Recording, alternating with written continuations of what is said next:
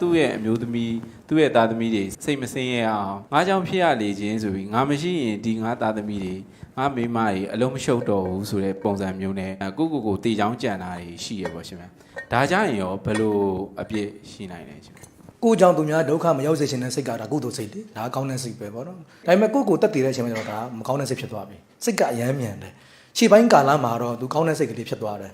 ဒါပေမဲ့တကယ်ကိုတက်တည်လိုက်တဲ့အချိန်မှာကျတော့မကောင်းတဲ့စိတ်ဖြစ်ပြီးမကြိုးသူကျွဲသူချမယ်ရေတဲ့ခုံချမယ်အစိတ်တောက်မယ်ဆိုဒီဟာတွေလုံနေတဲ့အချိန်မှာသူအကုသိုလ်ကြီးပဲအားလုံးကဒီမတိုင်ခင်ရှေ့မှာတော့ကောင်းတဲ့စိတ်ကလေးဖြစ်သွားတယ်ဦးသိရင်ပြောဖို့ပါတယ်ယဟန်ဝင်းဒီမှာနော်ဟိုမျက်တည်မနှုတ်ပါဘူးဆိုတာရှိတယ်โอเคဖျားစီဒီမှာမျက်တည်ပေါက်နေတယ်အဲ့တော့ဘုရားတန်ရှင်လုပ်ချင်တဲ့စိတ်နဲ့ကိုမျက်သွားနှုတ်မယ်ဝီနီလည်းတည်တယ်မျက်နှုတ်ရင်အာဘက်သိမယ်ဆိုတာတည်တယ်အဲ့တော့ तू ကုသိုလ်ရမလားအကုသိုလ်ပြမလားရမလားလို့မေးနှစ်ပိုင်းပိုင်းရမှာပဲဘုရားကိုတန်ရှင်းစေချင်တဲ့စိတ်ကကုသိုလ်တစ်ပိုင်းတကယ်ဝီနီကိုတည်တယ်နဲ့တော့လုံနေတာကြတော့အကုသိုလ်တစ်ပိုင်း